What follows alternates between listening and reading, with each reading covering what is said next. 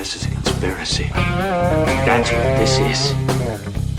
One big damn conspiracy! And everyone's in on it! I know what's going on. Did IQs just drop sharply while I was away? A person is smart. People are dumb, panicky, dangerous animals, and you know it.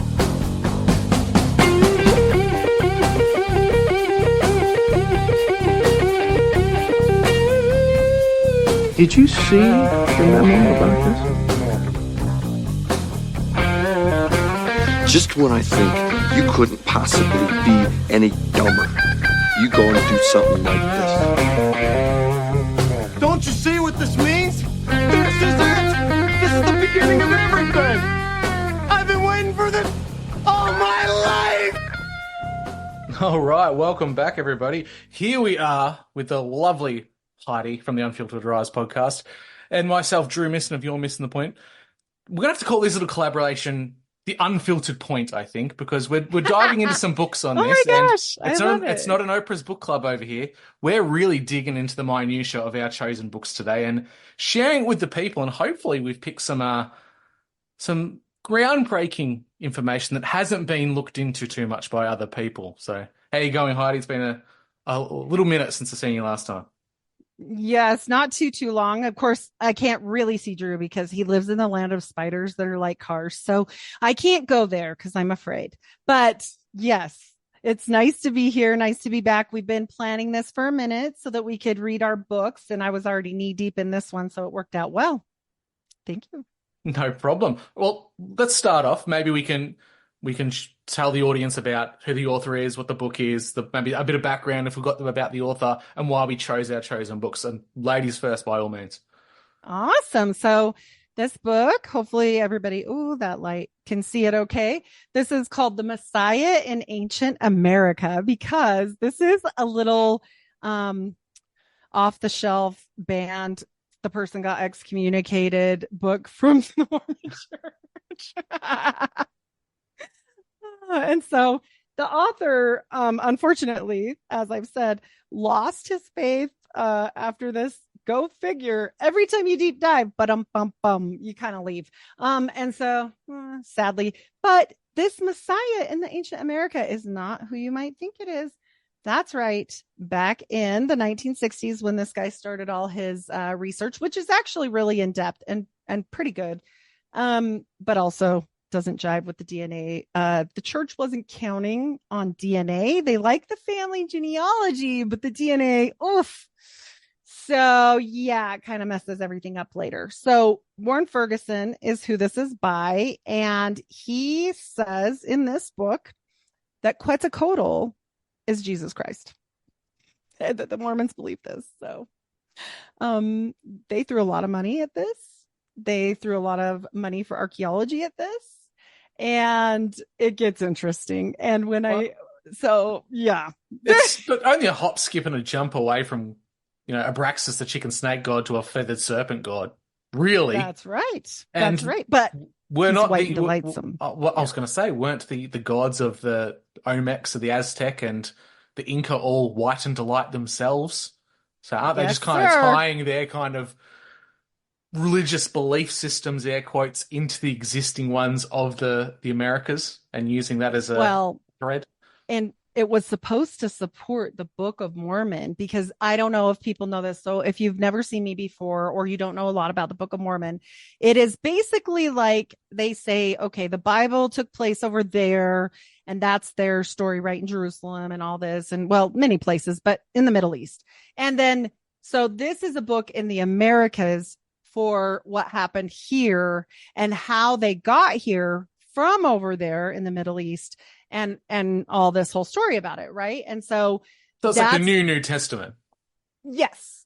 And so they want it to be proven, and they used to prove it with genealogy, and they've never had one single piece of archaeology ever, not just in this book, just in general, that has ever supported their claims. Because don't forget now, Drew, the angel needed those plates. So he had to get them back. It was a timeline thing. It's like a library card. It was due. he needed them back. And so they went back up to heaven and all the artifacts as well. So I particularly like the part where all the angels were Native American and the people that were in the Americas were turned that color because they were the bad tribes of Israel. well, and not only that, but the angels might have been Native American, but they had been elevated into white Native Americans. So don't forget that. Who's a famous white Native American Indian? What's the name of that Moroni. senator? Who's the senator that says she's Native American? Do they all look like her? Oh, I don't remember that. Oh, I don't know. But this one is the one atop all of the temples. And remember, how could he be an angel if he's a dead guy? Just have questions here. Yeah, I have some questions. And so, it kind of gets them really in trouble. And I'll give away the good part of the last here. Eventually, with all of this book study and all of these like archaeology things and everything they were going down with this whole Mesoamerican tie, which we'll get into. But eventually there's this other guy named Simon Southerton or Southerton. I'm not sure how he says it. He goes bananas crazy when DNA comes out. And he's like, I'm going to prove the Book of Mormon is true, because he was like this whole Mormon guy and he's super excited about it. And these aren't idiots. Like the guy that did this book, he's like a big lawyer in Oakland and all this stuff. So these aren't like completely uneducated people. I mean, idiots, who knows? But I'm just saying they're not derelict in knowledge, at least in some level. And so this guy, he's like, I'm going to prove it. I'm going to tie all this together. And the church was like, shut it down. Like, I'm not playing with you. Shut it down, because I'm assuming they knew about DNA because they're in the CIA and stuff, way before it comes out. And they were like, you better stop or we're going to excommunicate you. And it becomes this huge thing because the guy was like, no. And so he's like kind of trying to prove it, but also be against the Mormon church, which is weird. I don't know what was going on there. That never bodes well. Right. And so he gets in trouble for this. And remember, the people are supposed to be from the Middle East and come here. And that's the story. So what kind of blood should they be? Like, not type. Like, what kind of heritage should they have? What ethnic group? Well, if you were to go off today's ethnic just groups a of the generic region, you would say it's like of the Levant region, maybe some Mediterranean-esque style appearances. Right. Middle Eastern, right? In your blood grouping, in your DNA, all this stuff. Should be a specific haplogroup. Should be a haplogroup. That's the word. And so I'm like, all right, this shouldn't be rocket science. And he does all this research against the church, even though they were mad. He was like, I know that the Book of Mormon's true and it's going to prove everything right. They were Asian. Because we know that they were, right? Yeah, and all the whole land crossing. The Bering in Strait Russia, from Siberia, yeah. Mm-hmm. So it really screwed the church. So in the midst of them trying to prove all this weird stuff and no archaeology, now we have a problem with DNA as well. So that was fun. He got in trouble. So I'm making a lot of connections between like Mormonism and the whole idea of the ancient America. Like, America's always called the New World. And in recent years, within like conspiratorial realms and within, I don't know, revisionist history, I'll call it, there's this big push to make America more ancient than it actually is. More ancient than what the artifacts say, more ancient than what the oral language stories of the people say. And we get these weird insertions from, say, the Levant region, but we get it through Black Israelites, where you get African Americans who want to rewrite their history as they were the true Israelites. They're native to North America, and America was taken over from them. We get this really strange positions where people always want to have their group as the chosen people or the people that are directly in lineage to God. It's this scrambling to almost trying to be better than everyone else, which seems just so counterproductive to what modern day Christianity should be. Like, Christ died for all our sins as long as we follow him as the path, right? That old covenant is gone. It's out of here. That's old news. Yeah. Yes. And the problem with it all is this. A, do I think America is older than they say? Mm-hmm. Do I think it is this weird story? Nope. I actually, I've been digging into the Templars. Like, we know there were Vikings up through Nova Scotia and came down. Like, we know not just them either, right? There's Native people, there's Portuguese, there's all these people that are sailing all over. Look, that's not a hard sell for me. But the Black Israelite thing, maybe there were some people here that were native to this region. I don't know, but I don't think it's that, right? It's something different. I think when you're talking the scope of history and you try to tie it back to biblical history, you stopped with a speed bump of the 6,000 years, and you've got people who are adamant 6,000 years is 6,000 years. But we're talking about timelines that have changed over the history of humanity. We record time differently to what they did in the past. We don't know what God's timeline is on how he records time. 6,000 years to God may not be our 6,000 years. We track it completely different to what ancient cultures did, let alone a God that's created the universe. And we've got this weird insertion of ancient must mean monolithic structures, huge civilizations, flying cars, and all the trappings of an Atlantis, when ancient could just mean hundreds of thousands of years of habitation. And we get lost in it. Not only that, to your point, in my book, they try to make the calendars connect, right? They do this. This is so much fun. And I have to tell you, I will say this for whoever wrote this book. At the end of it, it has some awesome pictures. Okay. It also teaches you a lot of things that are about Mesoamerica, which is cool, and there's a whole bunch of just indexed information, whether or not it fits the narrative, that's different. But the facts are the facts, right? There's facts in this book that they're trying to pull into the narrative, which isn't really working too good for them. But hey, you hit right on one of the points, which was they tried to mess with the calendar and say, oh yeah, see, this is part of the reason because the calendars align and they knew about the Old Testament and this and this and this. So yeah, you're not wrong. Yeah. This is that really thing that it bugs me a little bit. And I've worked harder in reading my book than I have any other book, because it's not just reading the book, it's reading the claims and where they source their claims from. Like you mentioned, they've got their facts, and facts are facts, and generally the facts are black and white, but where are they sourcing them from? Can they be trusted sources? Are we doing the legwork of actually checking the sources themselves? Because a lot of people, they'll read a book, see it's got an index and references, and they'll go, oh yeah, they'll just assume the author's done their due diligence. When you're researching this type of stuff, you can't leave it to chance. I've done more work checking the sources than I have actually reading the content of this book. And this is where I think index, people in our little world, they slip up, and they slip up big when they just trust something because it's in print form. Not to say that everything's misinformation by any means. We know that history has been rewritten, it's been toyed with, it's been played with. Oh, yeah. But at the same time, we have to make sure that we're doing the right thing to make sure we're not just spurting out a psyop that was written 60 years ago to inject into our modern time. Yes, exactly. And we know that, look, we already know all this stuff. Like, we know Columbus wasn't the first. Like, they've even stopped doing the day. Like, let's be realistic here. We're not saying that we don't believe some of it, right? But it's always two truths and a lie. It's always, yeah. And they'll fill it with facts. Yeah. Oh, yeah. Yeah. You put one little mistruth in there, and that's where the weed starts to grow. Oh, yeah. So I don't know if you want me to go into this or if you want to introduce your book first. Maybe better that way. Which way do you want to do? Well, I might add mine in because I think mine ties into yours a little bit. Oh, fun. I've chosen Commons Beaumont, hold that up there, written The Key to World History. This isn't really the first book you should dive into him with, his content. He's got a lot before this. Commons Beaumont, interesting little character. And I came at this from the lens of, like I mentioned before, every single group, every culture around the world seems to have their own stories. And we see those common threads. Every time we listen to a story, the biggest aspects of that story tend to be the moral story behind it, the moral compass, why you should live as a good person, why we do things.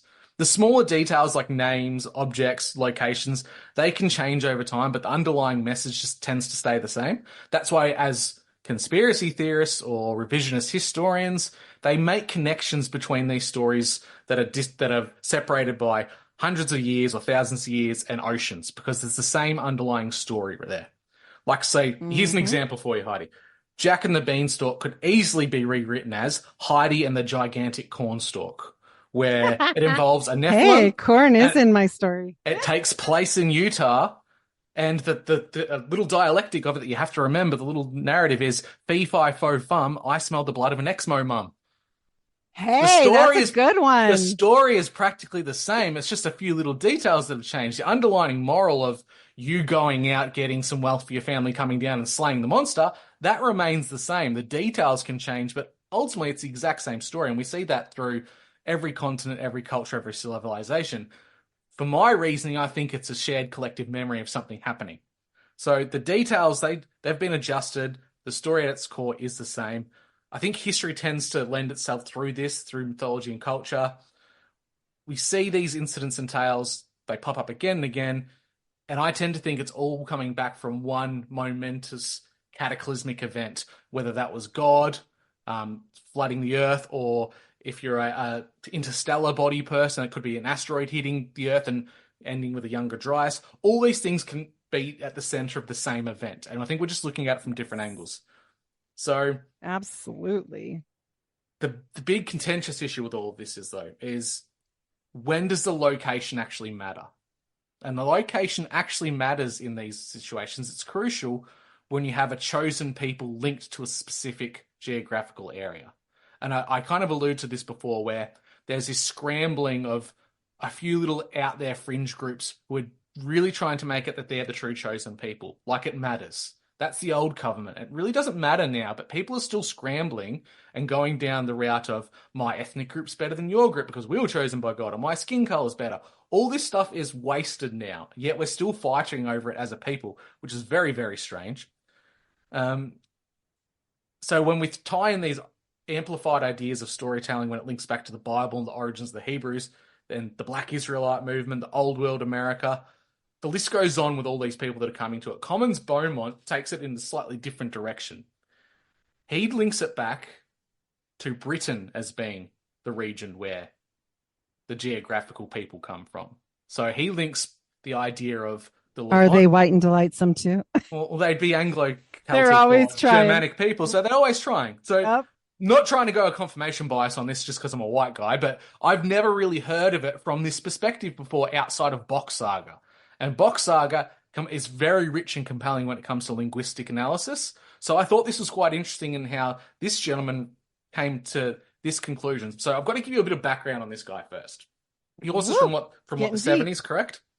Yes. This guy's I think 1987. Yeah. 1987. But he started stuff in the 60s to research. Cool. This goes back way further. So Commons Beaumont, colourfully known as the Rebel in Fleet Street, was a British author, lecturer, editor, and journalist at the Daily Mail. Born in 1873, died in 1955, he was a man from a very different time, a time when academia had a very different perspective on the origins of European culture.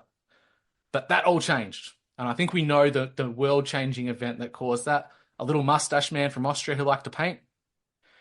Who loved his niece. Yeah, his use of a certain term changed historical academia forever. And I think we all know that word is Aryan. Aryan now is conflated with ethnocentrism and racism and all the horrible trappings of humanity. But it's an actual name that was given to prehistoric men and women of Europe. They call them Proto-Europeans now for the PC term. And he kind of tracks the Aryan peoples and how they apply to later stories that come along. And he proposes that these later stories are just recalling the same event, and they're transcribing the locations and names to regional areas to suit their people. And he leans heavily on Greek culture for this. At his time, in the early 30s, 1940s, Greek culture, the Greco-Roman, was still seen as the pinnacle of civilization for the West. So he does talk about that quite a bit. So it's quite intriguing. He published a series of books between 1932 and 1949, including titles such as The Mysterious Comet, The Riddle of Prehistoric Britain, The Great Deception, and the book that I'm going to talk to you about today. So here's some of his more extraordinary claims, then. I'd like to get your thoughts on these. Jesus of Nazareth was crucified outside Edinburgh, Scotland, the site of ancient Jerusalem. So the Scots are the Jews. Yay for us. I mean, hey, I'm Irish and Scottish. There we go. Satan was a comet that collided with Earth and caused Noah's flood. Oh, fun. The ancient Egyptians were in fact Irishmen. Hell can be found in Western Scotland. Well, there's a few places in Scotland I wouldn't want to go without some protection. It's a pretty rough place. The Greek hero Achilles spent his childhood in the Isle of Skye. Galilee, the birthplace of Jesus, was Wales. And ancient Athens is in reality Bath, England. Oh boy. I dare say I think the Mormons knew about this one. Yikes. So again, we've got it's a different perspective. Again, we've got someone from Anglo-Celtic, Germanic, Northern European perspective claiming that potentially those are the true chosen people. And I only bring this to our attention because it does matter in the sense of geographics. With the new covenant, it doesn't really matter. But at the same time, we've got whole swaths of people around the world who are pushing their supremacy on the world based on their perceived genealogy. And if that could be disproven, it makes things very uncomfortable for the world. And I'm not saying it goes either way. This book was just an interesting perspective to have a look at and consider a few possibilities. Wow. Okay, so was this Jesus redheaded? Is this the one that I'm thinking of? I've heard something about a redheaded Jesus, but I can't remember the story. Okay, well, that would make sense for a few things that I know of, but that's weird. It sounds like he definitely. What proof does he have of any of this stuff? Like, is he just pulling this out of his nowhere? He's actually referencing a lot of works of academia at the time. Now, the problem with academia at that time, there's been new discoveries since the 1930s and 40s. People have gone through the linguistical drift of stories and have kind of redirected them to other parts of the world. So I think for the most part, he's trying to source himself well enough. I haven't been able to get a hold of some of these sources because they're not available on the internet. I'd actually have to go to Britain and search through some libraries to get them. For the most part, he's trying his hardest to retell the cataclysm of Noah and Atlantis being the same event. Which I don't think he's wrong in that. Location could be very different. I think this is more so a worldwide situation opposed to a geographically located event.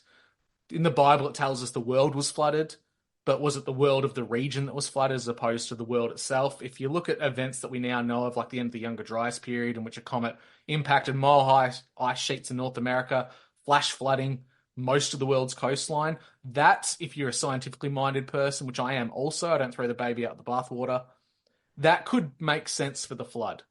And this is the thing that becomes really hard for me as someone who's been an academic and is very intrigued by the historical context of this, is that science is the mechanism for understanding God's creation. I think we have to use that in line with Bible and Scripture. And if the Scripture backs it up, not the other way around, then it works. We don't take a piece of science data and then go to the Bible. We have to go to the Bible. Okay, let's look at the world and let's look for that evidence. And I think there's aspects of Younger Dryas which actually align with that really well.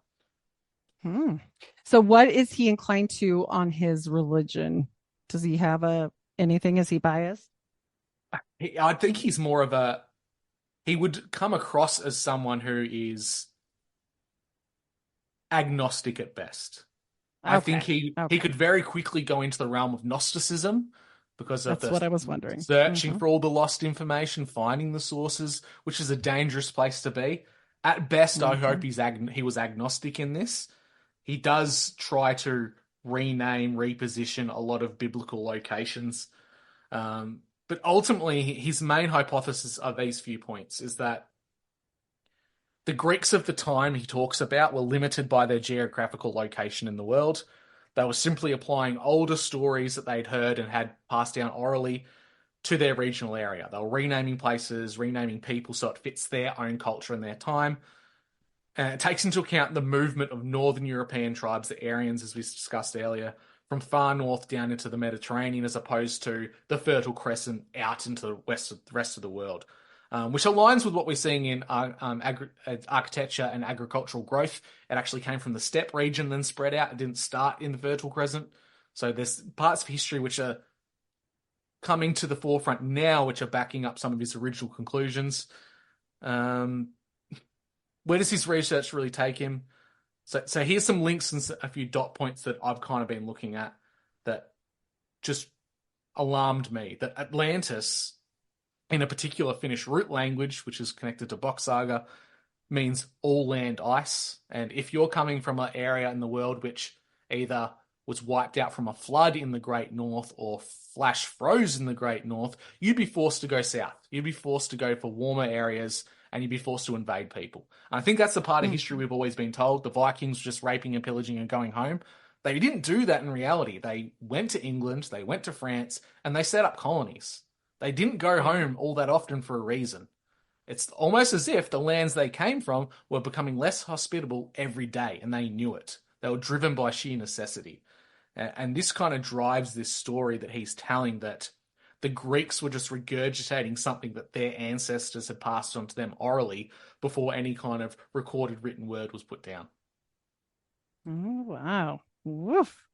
This gets interesting. I think since we're deep in it, we should just keep going with yours, because it's hot. It's going down that line. Yeah. I have a foreword that I'd like to read. It's a tad long, but I think it's worth it. I've actually mentioned to you outside of the show that I'll probably end up recording each of these chapters and putting it out on my show, and then maybe giving my thoughts on it at the end. Like I said, not to be focused on he's right or he's wrong. It's just something that's good to consider and take on board, because we're hearing all these theories all the time, and we don't want theories to influence our actual belief systems. Our belief systems should impact the way we're looking at theories. We should be able to go straight away, no, that's garbage, because I know from this aspect in scripture that is backed up by this historical account. Whereas what you've given me is revisionist history, and it's there for clickbait. We see it far too often. But being aware of it, just like the occult, it's good to know the enemy's tools so you don't fall for it. All right. This is the foreword. This volume is a companion to the work of The Riddle of Prehistoric Britain, in which I endeavoured to prove by evidence gathered over a wide field from ancient and modern sources the British Isles were heavily civilised from the earliest times, and indeed that Britain may be proudly enthroned as the true and original mother of civilization. I claimed on evidence produced that is supposedly this lost island or drowned island continent, given the name Atlantis by Plato, was not a mere romance or myth without substance, as is generally believed, but on the contrary, is a serious epitome of the most stupendous natural catastrophe which has ever affected the human race, both because of the magnitude and the severity of the visitation. I sought moreover to prove that the Atlantean calamity was a variation, in other words, of the flood of Noah, or the Greeks termed it the deluge. Now, he's already starting to use some terms that we would recognize as being very Gnostic, but he's tying in some historical accounts that I think, at best, for people like us, could prove the pre-deluge Adamites and, the world that was before the flood. Like, if these people had conquered the world and had a great amount of culture and civilization, kind of lends itself to think that maybe their leaders were Nephilim or Nephilim hybrids. For this purpose, evidence was derived from geographical, geological, astronomical, historical, and legendary sources to the effect that this major catastrophe afflicted northern and western Europe, mainly the Scandinavian lands and beyond all the British Islands. I claimed, in fact, that Atlantis Island was no other than the British Isles itself, which bear the scars of that catastrophe to this day. That Atlantis was not permanently submerged, or even much of it, tremendous though the ultimate effects were. These islands, I showed, were the true Hebrides or Happy Islands of yore, and are known to have been inhabited from the earliest Paleolithic or Old Stone Age onwards, and were the original domicile of the sons of Adam, who were the titans or giants of classic fame, as well as being Atlanteans of Plato.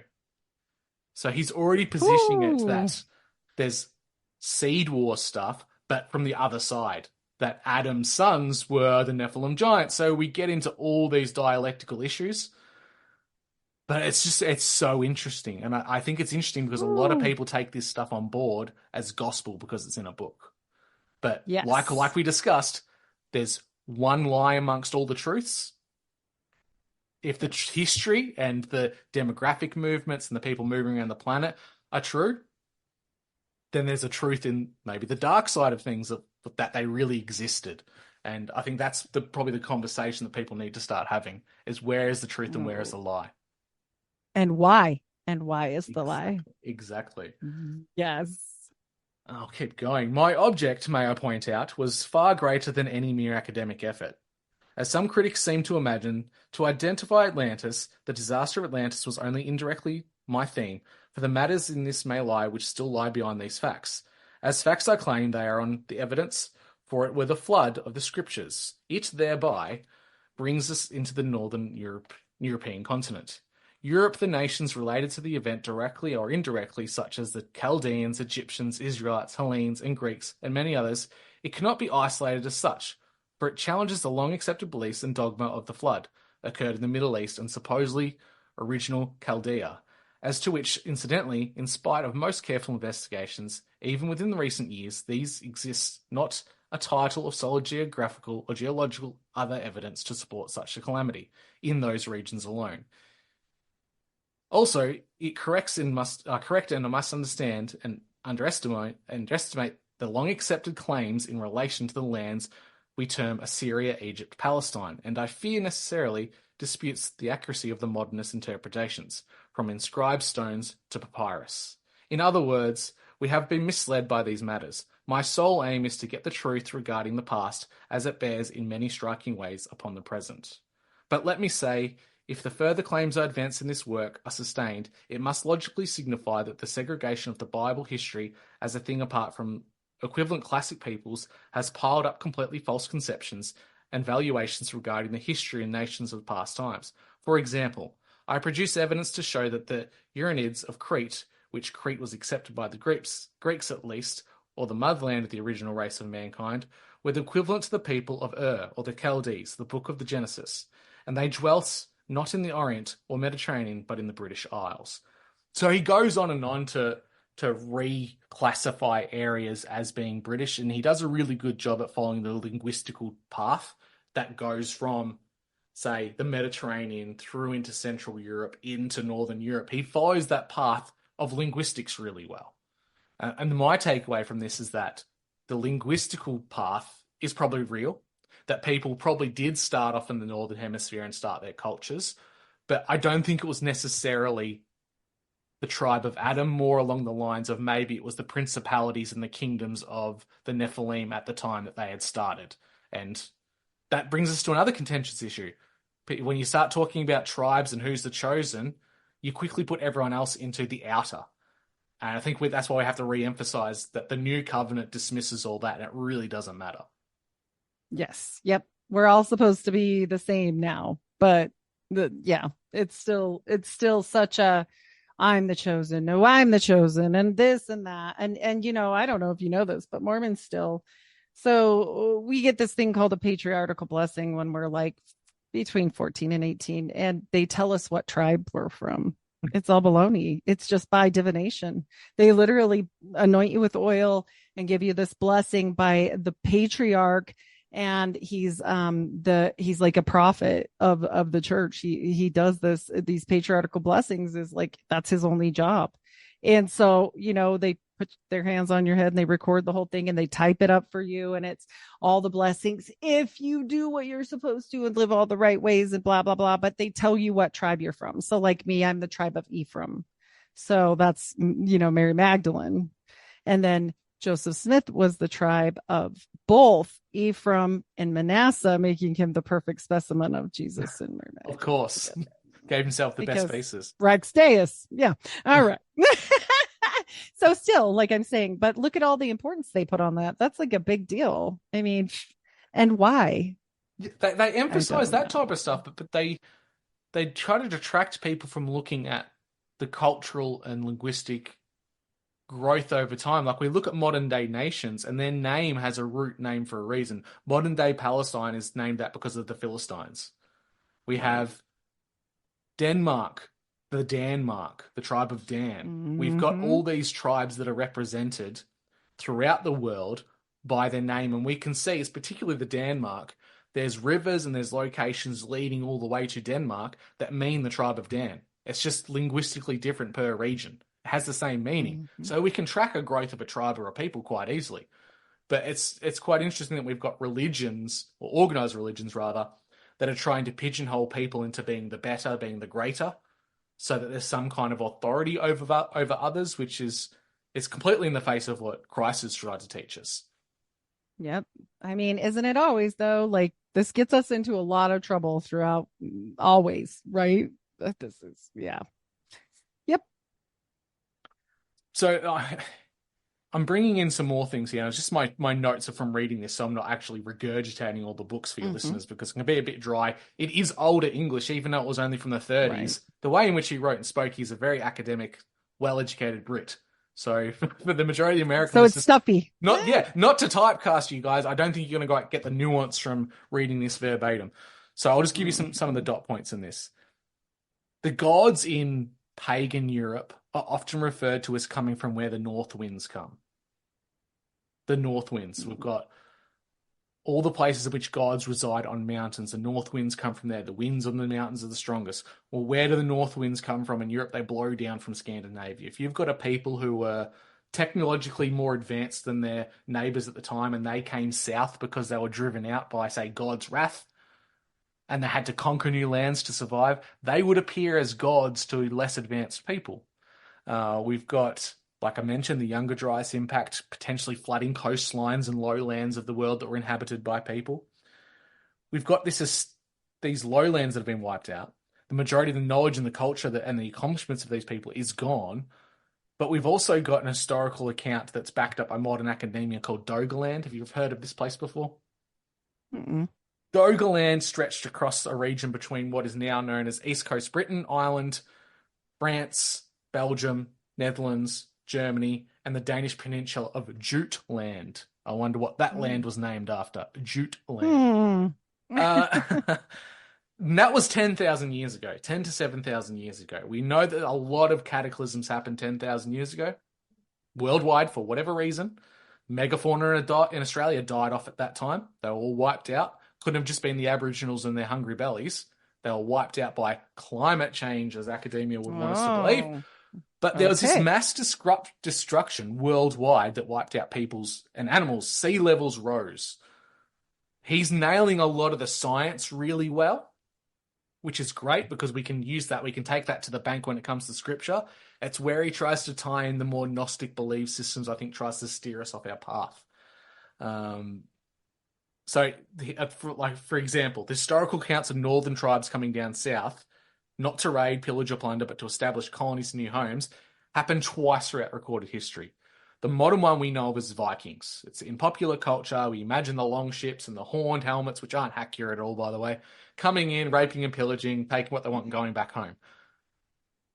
To go a Viking was like a wanderlust. You wanted to leave your home to find something better.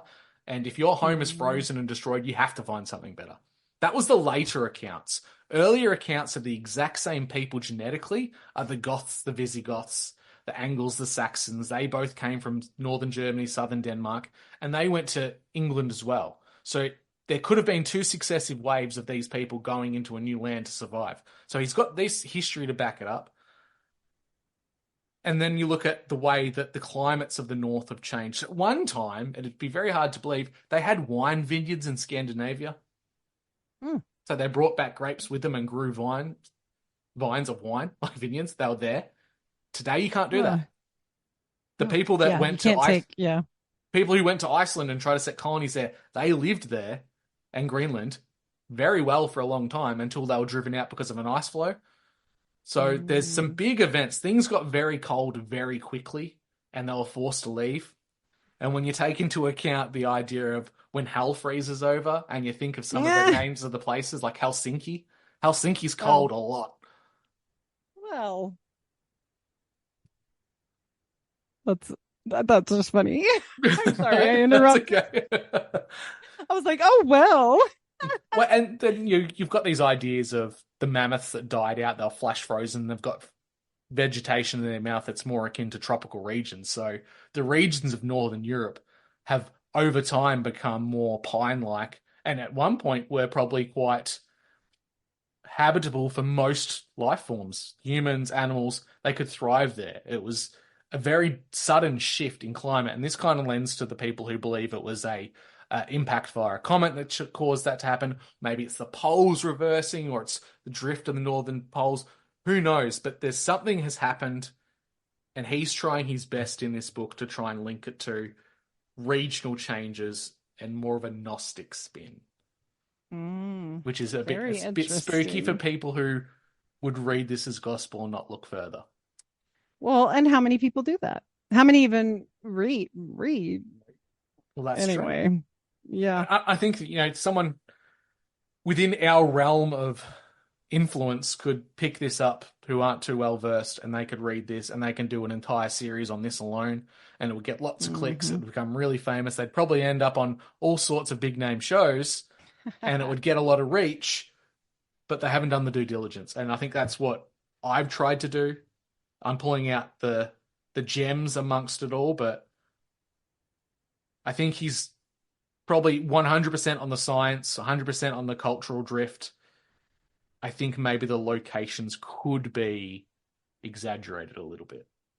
How about yours when it comes to just a little bit? How about yours though? Like ancient America with the light and delight gods that influence the Mesoamericans. He actually talks to that too. He refers to the Americas as being a colony for the Aryans who ultimately failed in the New Worlds. So there's the link right there. Well, so one of the things that they're trying to prove with this whole situation is that Jesus, when he was missing, right, for those couple days, that he came here to America, to Mesoamerica, and Did he fly Air America? I think he could fly if he was the white serpent god. Doesn't he have wings? I don't know. But this is their backing for it, right? Like any little thing that they pick in here, they're like, oh, but look, it's because blah. Oh, but look, it's because this. And then every single time they do it, they're like, oops, look now, don't look now because the DNA doesn't align, right? Like all these things, they're constantly having to go backward. But ultimately, this is all about, for me, this is a great book on a lot of things that are true. Like you said, like so much information about these gods and like all different things. And he gives really good archaeological stuff on that. That doesn't mean that's not true, but trying to connect the dots to make it work, to give some credence to the Book of Mormon, because we know that there's not one single piece of archaeological evidence. And that's what they're constantly fighting about. We have the hill Cumorah and the church owns it now. And so people have often said, dig it up. Moroni, the angel, said they had these great big battles here, bigger than any other battle. All these people died. Everybody died. So where's the bodies? So dig it up, right? Well, they're not going to dig it up. First of all, it's a sacred mound. But second of all, just to make sure it doesn't ever have that happen, they planted a bunch of trees. So they're like, we can't disturb the tree. They're sacred. Actually, they are sacred trees. They're called witness trees because they witnessed Joseph Smith talking to God. So we can't do that. And even if one falls over, Drew, we can't move it or do anything with it. It just has to peacefully. That's wasted firewood. Right. They can't, how many people would pay a lot of money for that tree? I even looked that up. Speaking of vetting things, I'm like, wonder if you could buy one, like a dead tree. And nope, not even a dead tree. But don't get a rocking chair made out of a witness tree? And they won't even coming this summer. They won't even confirm, right? They won't even. And if you get into weird stuff, like the whole thing, this is off topic. Speaking of books, but I've got an episode coming up with the Golden Bough. Okay. The golden bough talks about tree worship and all this stuff.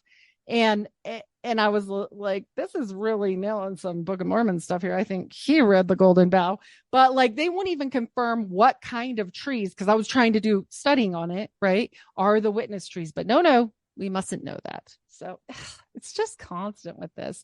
Like you're just going to pull stuff out of the air then and make a book about it to try and see how it will stick. Like that's kind of how it feels. It's probably really good cherry picking from these people. Mm-hmm. And like you said, if you've got all the truths lined up and it's building a picture and you're starting to see what it is, you can quite easily force fit some pieces from another puzzle set into it and make it kind of work. And I think don't forget, he's a name dropper of all the like famousy people, like the Marriotts. Sound familiar? Yeah, like those Marriotts. Yeah, like the hotel ones. They're Mormons. And so, he does a lot of name dropping here. Oh, I don't know if he's trying to just make them extra more important because they're already important, right? They're the right tribe and all that. So elitism. Does he defer to what-if-isms when his position isn't as strong as it could be? Like if he doesn't have the backup of the academia, the history, the biblical sources, he throws in a what-if-ism. An example would be I know from the Americas that, say that battle occurred, there's this massive battle, or say battles between giants and Native Americans. Well, we can't find the bones of the giants because the Smithsonian has all of them, so we've got no evidence. But I'm telling you the Smithsonian has those bones.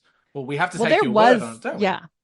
Yeah, there was some things that actually did end up in the Smithsonian, and somehow there was a fire. So Drew, it's like you read my mind. But what he likes to do is say things and tie them into exactly what yours is. Like, this cataclysm happened, that cataclysm happened, blah blah blah. And I can get into it when we do it. Like, I'll tell you what's what. But he definitely includes like all these things to like, oh look, this is it. Much like yours. So yeah, sad. People will believe it. This guy, he made this book and literally unbelieved himself because he quit believing over it. So if that's anything, I don't know. At least he did something for himself in the end. Well, that's the effect of Mormonism, isn't it? That you go one of two paths. You either become steadfast on finding God and you find Jesus. Amen. That has to happen. Or you go completely, all religions is a sham and I'm like once burnt, twice shy. Most of them do that. And that's why I speak out so much. People constantly are saying to me, why don't you just leave it alone? You left Mormonism, now leave it alone. And I'm like, because are you the type of person, if you're on the lifeboat and there's room, that doesn't go back for more people? I'm not. I'm going to go back. Like, what? You can help people. But so many people wouldn't. So. Whereas I think half of those boats from the Titanic were empty. So not to besmirch the man who wrote this because he's done a fantastic job of compiling it all, but I have a gut feeling that this type of work was put out long ago, knowing that the plan moving forward after 70 odd years was that these types of ideas would be implanted and people would have a thirst for wanting to know the truth and the real origins of certain things, and it would make people more pliable to become Gnostic Christians or Gnostics in general.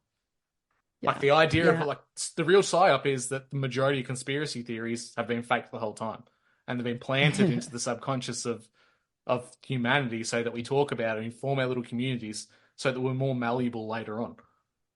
Absolutely. Well, I mean, they've been doing this a long time. And also another one of his fun little name drops is Romney.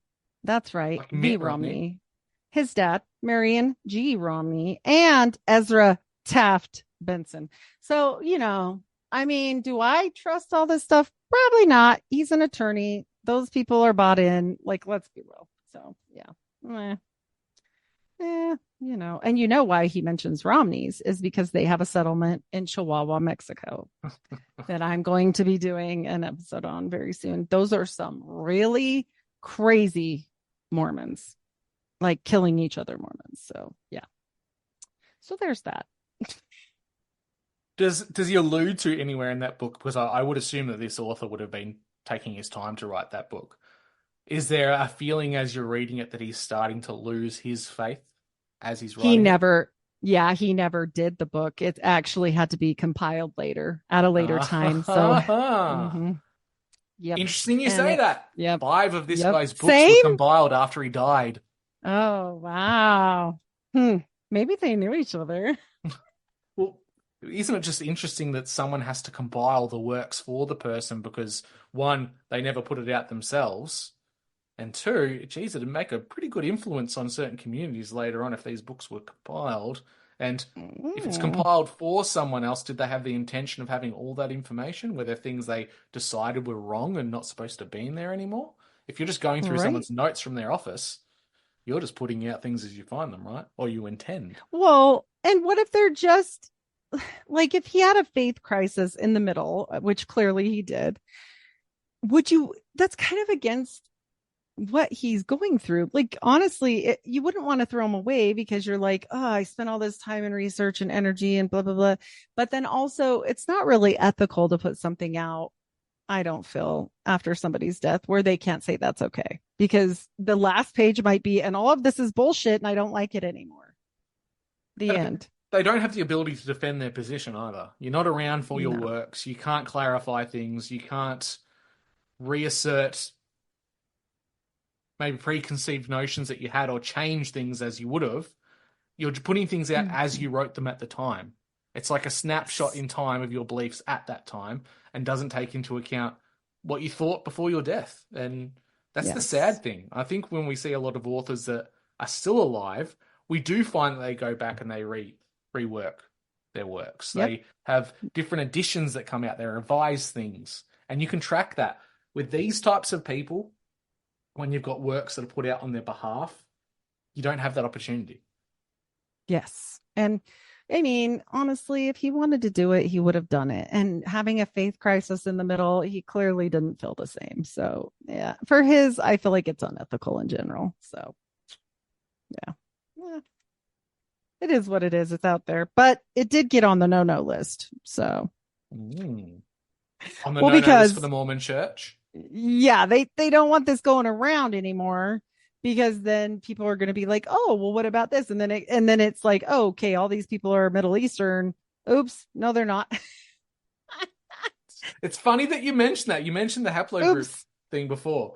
I saw a paper that came out, and it was reasserting that the haplogroup data from the Human Genome Project was inaccurate, and there was no Bering Sea Strait transition of Inuit or Eskimos type peoples from the steppes or Asia into North America. They were reasserting that the DNA found within North American Indians were from the Levant region. I thought, oh, this is weird. It took 3 clicks to find it linked back to the Mormon Church.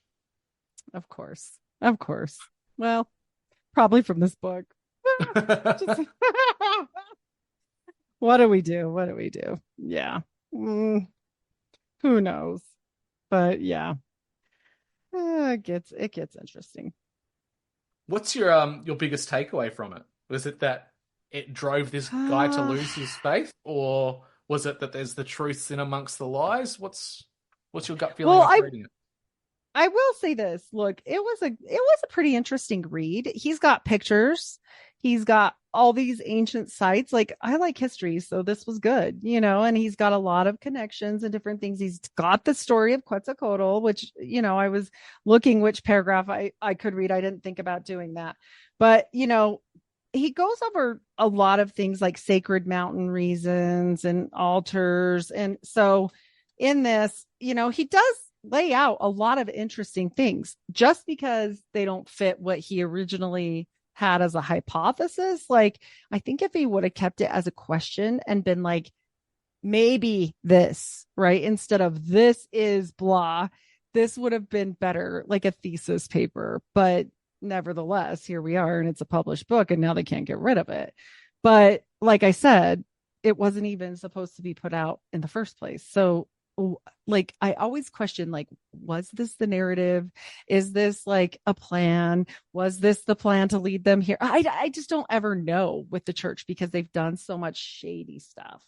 But as for the actual history in it, it is really like interesting, and yes, the guy had a faith crisis, but during this actual book, it doesn't seem that way, right? Because he's all in, and you just only know that if you look it up. I don't know that you would know that if you didn't know that, but I knew already. So, which is sad, because what happens then can lead people astray still, right? What person is going to know that isn't Mormon? I knew about Southerton because I knew about the DNA thing, because I knew he got excommunicated for it. But if you didn't know that, it has nothing to do with this book. Would you go and look it up? Like, would you believe this narrative just on words alone? Yeah, there's a difference between researchers and apathy of readers, and we're all time poor. We get that, but yes, yeah, when you've got big claims, require big evidence. And you can't just say, here's my reference, without actually looking at the reference, especially if it's something as groundbreaking as ancient America was a place where the true Israelites were, or it was Britain where Atlantis was. These are big, massive claims, and they require big evidence, which they try to give their evidence, but like you said, is it the truth or is it the lie? Well, and the fact that, there's names dropped. He also was the founder of the New World Archaeological Foundation, which benefited from the church's money multiple times. 15,000 in 1953. That was a lot back then. And 200,000 between 1955 to 59. That's a lot of money. This is all church money, So it's just like, at what point is it so yucky that it doesn't matter anymore? Right? Like, I don't know. Is this your narrative because you wanted to open that society? Is this your narrative because you want to go to Mexico a bunch? I don't know. Like, I don't know what you're doing with that. Right. But it sure is a hard take when, I mean, they're like, okay, so basically they're saying, because, Jesus came to the Americas, we have this proof because the timeline adds up, and he was a fair God, and Quetzalcoatl just happens, this whole thing just happens to be when that was, and the timelines align. Like, that's good enough? Or, like, I'm not saying Quetzalcoatl isn't on things. I'm not saying that that's not real, but like, that's a stretch. I don't know. I don't think that, again, like I said, there were other things like this. He does talk about codices and stone carvings and all of the, it had their feet inside, hands pierced on the crucified figure. So it had to have been this. Like, why did it had to have been that? Like, maybe one guy made it there. Like, we just don't know, right? Like, it could be anything. I'm not saying, maybe a guy had a dream about it. Maybe we've seen prophecies in the Bible. Like, maybe that, like, I don't know what happened, but certainly it seems like a really weird stretch to start linking this to 3rd Nephi 8-10, when they're talking about the earthquakes and the days of darkness and volcano eruptions. And then they're like, oh, wait, we had that too. Then this happened too, And so I'm like, well, I mean, yeah, okay, great. But also, these things happen all the time. Like, you could go pick a day out of the calendar and look and see, was there an earthquake that day? Was it a big deal? Was it this? Like, it's cherry picking information to suit a narrative a lot of the time. Like, I could look at the time of the Justinian plague, in which a supervolcano went off at that time in the world. It sent so much particulates up into the sky. For like a year or more straight, it was like a perpetual dawn, like a sun was barely around. Lots of plants died. They had lots of losses of food. Clearly, pestilence grew up from that, and disease, which was the Justinian plague, apparently. I could say that was aspects of the Bible because it links to certain events, but that would be cherry picking because I don't know. It's a bit of a what-ifism. Right. And they did specifically link, real things that really happened. I'm going to try and say these words. The Izapa and Camino eruptions, okay, of these volcanoes. Like, they talk about the sunken cities and it's got to be it because it's in the Book of Mormon and this is the one. But like, we don't know that. Like, there's not a sign that says, like, this is the one. Like, they are giving tons of information that is absolutely real, but it's just such a stretch. I don't know. Yeah. The stretching sides of things from reading my book and then listening to yours, it reminds me of something that's going around quite popular at the moment, and that's Little Caesar / Tartaria.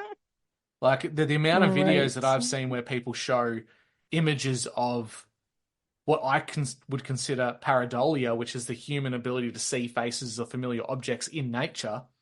See, this is a frozen Nephilim. Look, yeah, okay, I'll go there. It could be. It also just looks like a rock. And then there's, this is a sign of melting. No, that's erosion over possibly tens of thousands of years. Or this is a doorway cut into the side of a mountain. I can see the crack lines where there's been an earthquake and it's fallen. There's a lot of stretching to push a narrative at the moment. And it really just distracts us from the work that we should be doing. If we're living literally in the past, trying to prove Old Testament bloodlines and prove seed war, prove chosen people, it takes away from the work that Christ has got us to do in the now. And the problem of, okay, my people are chosen people, instantly puts you into an authoritarian position where you're better than everyone else. The definition of ethnic racism. On the other side, the serpent seed. Well, these people are serpent seed. Literally belittles people to they're not human. What do you think is going to come out of those two situations? Especially if you had a weaponized control of Christianity where there's Christian nationalism and the majority of people went, we're chosen. These people are Satan's serpent seed. We're now justified in wiping them off the face of the planet. No, not very new covenant at all. No. And when we look at this stuff, you know, like this is part of what they're talking about. Okay. When Cortez landed on the east coast of Mexico in 1519, the inhabitants of the land thought he was their benevolent personal god, Quetzalcoatl, who had appeared to their ancestors centuries before Columbus and had promised to return. Like Cortez, Quetzalcoatl had been bearded and white-skinned, and he was associated with the cross. Okay, so that's fine. You want to talk about that, but also it could be 100 other things. Like, you're guessing, and we don't even have a picture of any of these people, right? And I'm like, Cortez doesn't sound like he would have had a white beard, but whatever. If you want to say that, that's fine, you know? And at the end of the day, I think it's important with bloodlines to study them for the fact to know what the elites are doing so we can understand what they're doing. But definitely, we should never be buying into this crap. Not at all, because we're kind of falling for their belief systems as opposed to our own. Like, the amount of people that go down the rabbit hole of occultism to better understand the enemy that get lost down there and can't find the way out, I think is really big within the conspiratorial / podcasting community. It's a huge thing at the moment. And yeah, I think you need to take your lantern with you to get out, because you can get stuck in it very easily. And as I went down the rabbit hole, and I don't know how you feel like being redheaded, like with the whole Nephilim agenda thing. And then, you know, I felt really weird when I started finding out my heritage and stuff. Like, I was like, oh my gosh, I never even cared about this. I think a few times I even texted you like, oh my gosh, this is bad. Especially if there's RH negative involved. Oh, you're an angel blood person. You're bad. Oh my gosh. Yeah. And it's just something that, you know, okay, we're dealing with it. You're kind of dealing with it in the moment of like, like this is kind of scary. And then also like, I don't want to be associated with that. So at the same time, you're trying to expose things for the sake of what they believe. They, as in the elites, the 1%, the people that believe in the divine right to rule and all this crap. But like you said, at the same time, not being like, well, I'm a redhead, so now I'm screwed. You know, it feels that way. You know, I felt that way because I knew my bloodline, like I was screwed too. So I was like, oh my gosh, like this is scary, but that's not true. Like you said, like we have to stop. And that is really that is very easily weaponized. Some of the rhetoric I've heard online from the Black Israelite movement about white people being the devil and all white people are the serpent seed and white people need to be wiped out. It's just racism from another perspective. Yeah. And this is what it does when you go down the route of I'm better than you because of A, or you're lesser than me because of B. You get into some really dark corners of human existence. Right. Well, anytime people are saying that they're better, I mean, this whole divine right to rule business is serious to them, right? Like, I mean, look at what they did in Germany. Like, let's just be real here. Blavatsky wrote a whole thing about it. I just did an episode on Steiner, whole thing about it. Like, when you look at this stuff, it doesn't die. Like, it's just forever. No, and you know? we've got a real life account of what the divine right to rule has done geographically in the world. Look at India. India was seeded civilization-wise by the Aryan tribes that came from the north. They brought the wheel, they brought horses, they brought agriculture with them. They even gave them Sanskrit, which today everyone just believes is Indian. It came from Northern Europe. They arrived, they set up a caste system. Their caste system was inherently based on, you've got to be an Aryan. Well, there weren't too many Aryan women, so they had to start breeding with the native women. So it created a caste system. India only recently got rid of that. Like, you've got a racial-based system within their own people. This has real world but there's still untouchables. There's yes, still exactly. untouchables Yes, there. exactly. It's horrible. Like, literally, how do you like I remember when I was young, maybe like 16 or 15, seeing a story about this little kid that everybody said he was an untouchable because I don't even know why he had a witch eye or some shit. I don't know what it was. He was this little tiny, sweetest little kid, and they just left him out there to freaking die. And some lady adopted him and helped him and everything. And I'm like, how do you do that with humanity? Like, at what point are we treating this less than a stray dog? Like, awful. Like, I just remember reading that and thinking, that can't be real. Like, what mother does that? What person is okay with walking past a baby in the street? Like, I couldn't do it. I'd probably be the lady that adopted him. But I just can't imagine that, and that's not that long ago, and it's still happening. So, and how do you feel if you're those people, even if you're not an untouchable? Like, how do you feel if you live there knowing, Steiner said that. I can't go anywhere because of my station in life. Mm-hmm. And Steiner said black people were animals. Like, what is going on? Like, oh, sorry, you got to reincarnate again to get whiter. Steiner, the gentleman who influenced Steiner schools across the world that are still being used for some reason. The same guy that said little octopus aliens would be injected into humanity. Yeah. Gurdjieff, is that who you're talking about? I think or so. No. Yeah. Yeah. And it's just scary. Like, some of the stuff they're right about, that's the hard part, because Steiner also said, go push handicapped people on the beach to enlighten yourself and be a better person. Like, cool, I can get down with that. He also reversed the Lord's Prayer, because people come at us and say, well, he was a Christian, and I'm like, well, I mean, okay. I don't think so. Yeah. So yeah, you can get easily lost. And then the next thing you know, you're like in one of these things like Scientology or Mormonism or that, whatever, you're an anthroposophist, theosophist, and you're just in this, and you're living like this for so long, because then they keep you busy forever, and you're the chosen one, and you never get out.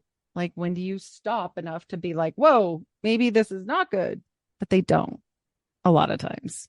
And like you said, when they do, it goes bad. So, and humans like being told they're special. There's a level of ego stroking everyone enjoys a little bit. We like compliments. When you get ego stroking on the level of that you're the chosen people and you're God's chosen, and everyone else is pond scum in comparison, if you're born in that and you keep swallowing that every day, it's very hard to break away from it. Because why would you? Oh. You don't look a gift horse in the mouth, and that's essentially what a lot of these cults do. Yeah, why would you leave if you're the perfect one? Like, why would you choose to do anything different if you're the chosen, the Mormons literally say they're the only true church in the world, that, they're the only one that's true and exists, that we have all the knowledge. We have the true keys to masonry, Masons. You hear that one? Like, they're not quiet really about it, so I don't know. Yeah, it's really the elect, right? So after that book, you've seen some of the truths hidden amongst the lies, and you've unpacked it a bit. What's your perspective on it, though, as where the truths are? When it's talking about America as being this first place, what evidence is there that you think that there is some truth to it? Like, when you're American yourself, you've got, look, it's your own backyard. Like, what evidence is there for ancient peoples and the things that they're trying to draw threads from? This particular book is more focused on Quetzalcoatl being Jesus. Period. And so wait, you don't believe Jesus was the feathered snake god? I don't. I do not. But I do know that, Jackson County, Missouri is where Joseph Smith said is the real Garden of Eden. I don't know if I've ever told you that. So, yeah, that's where we're supposed to go when the end of the world happens. We have to go to Jackson County, Missouri. And a lot of people know this. And then, you do look at these weird things like all these pyramids. Jackson County, Missouri just doesn't have a Garden of Eden vibe around it. I know. It's so bad. I'm like, this is weird. This is super weird. And they still say that. What happens to all the rednecks? Do they get kicked out or smited before you arrive, or? I don't know, but they did used to shoot Mormons a lot. So I think they better watch themselves. And then we get the Grand Canyon stuff, and I do think there's a lot they're hiding. Like, let's be real. They named the Temple of Isis right there. They're really not hiding it, but I don't think that's where we're talking about here. They're trying to say that's not Mormons. That's just a theory, right? That this is where it was. And I'm like, look, you guys, I just don't buy it. You guys just want them to be not Jewish so bad. And let's get real. Okay. I don't believe in Aryan Jesus. And I don't believe in Quetzalcoatl feathered Jesus. I think he might be concerned about that. Like, I don't know if he'd want feathers, but whatever. It just seems like such a stretch all the way around. I don't know. It's silly to me. It Great seems read. like it seems like such a danger that people can get these types of books and they can have their confirmation bias from it. Like if you're interested in, I don't know, ancient history and meteoric impacts and all that jazz, the Great Deception, like one of his books is literally titled that. It's a good little bit of confirmation bias. And it's going to tick all your boxes. It's going to tickle your intrigue. It's going to confirm some things that you want to be true without you actually going through it. Point in fact, right? He mentions that the Hebrew tribes had firearms. They had gunpowder. They had ball bearings. And that's why they were so powerful at the time, wiping out the Philistines and other tribes, because they had muskets. Nowhere in the historical record outside of China have I seen a culture that had black powder before the Chinese and then via association Europeans who developed guns. Yet, he's made this assumption here, and all the references he's tried to make, I can't make that connection work. Can't find anything. Can't find anything. Not even a stone etching, huh? No, nothing. Nothing at all. Got a gun that says this was Jesus' Glock in gold sitting in a temple somewhere. Yeah. Maybe he'd have a musket. I don't know. Oh boy. Yikes. Oh, Lordy. So I think like the takeaway from what you've spoken about, what I've spoken about, there's this through line that goes through all of it. Take away the mistruths. The truth from all of this that we're seeing is there's been some kind of cataclysmic event. There's been people living on coastlines or in inland who have been washed away via floods. There's been godlike entities that are pale, probably blonde-haired, blue-eyed, that made their way to the new world and established themselves as the divine right to rule. We've had it in India. We had it in South America. We had it in Australia. Africa even. There's all these accounts. Now, if you're using Occam's razor, what's the most common sense approach to that? There was a seafaring people who had the ability to go around the world. Right. You track that back, who were the seafaring peoples of the time? Well, they wouldn't be mostly the Mediterranean. The Mediterranean's an enclosed kind of area. They don't really know how to navigate open waters. Mediterranean's pretty enclosed, it's protected from weather for the most part. What people would have been traveling the world would have been the Scandinavians, it would have been the British, people who actively had to engage in large open seas. And if they had the ability to create boats, they probably had the ability to develop metallurgy and farming techniques to some person straight out of a cave would look like magic. Right, of course. It's all alien cargo codes, right? Like all. And that's what JJ always says. He's like, that's what it always goes back to. I'm like, yeah, you're not wrong. I mean, I get it. Like it would seem very magical if you saw that. What if he had like a feathered coat or something? Sequins. You got a sequin ball gown on for all we know. Yeah. I mean, it would be crazy, and what if it was fur instead? I mean, I don't know. We could conjecture all day, And then again, like if we tried to align this from our understanding of scriptures, is that there was pre-Adamite peoples that had spread across the earth. They were advanced. They were doing things that humans shouldn't be doing, and they were punished for it accordingly. And Noah and his family were those that survived. Sounds a lot like the survivors of a said flood, which we know occurred. There was a Rephaim after the Nephilim.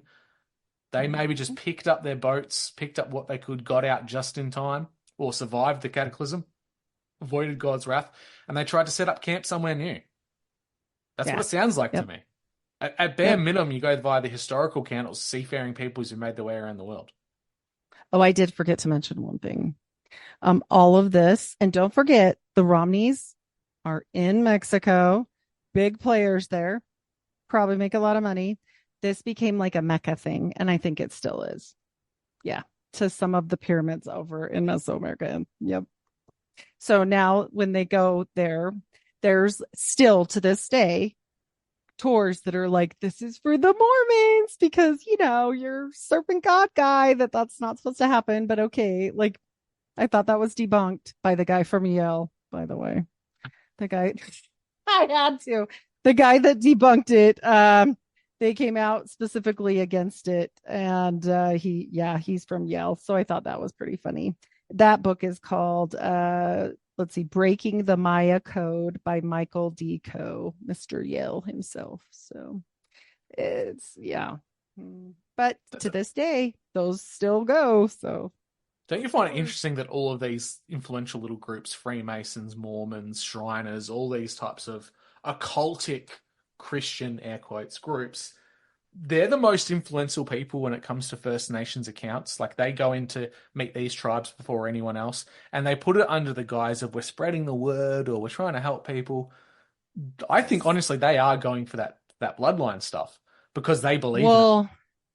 So somebody once told me in one of my podcasts, and he's a really smart researcher, LDS abuse, and he said this is how they do it for, the Marriotts or the Romneys or these important people, right? Like, they'll go in and the church will do a small donation when there's a huge problem, like an earthquake, right?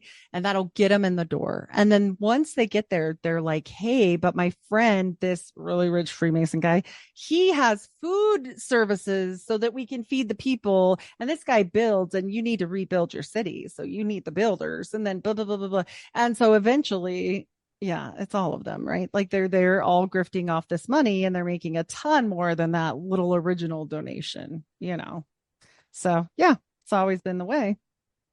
Yeah, and or development. Yeah, and the first contact situations, though, like in North America, from my understanding, a lot of Mormons and Masons were making contact with the Americans as they went west, and they were the first people that they saw. It wasn't the American Union all the time or Union soldiers. It was settlers and people preaching the good word that were finding their way across.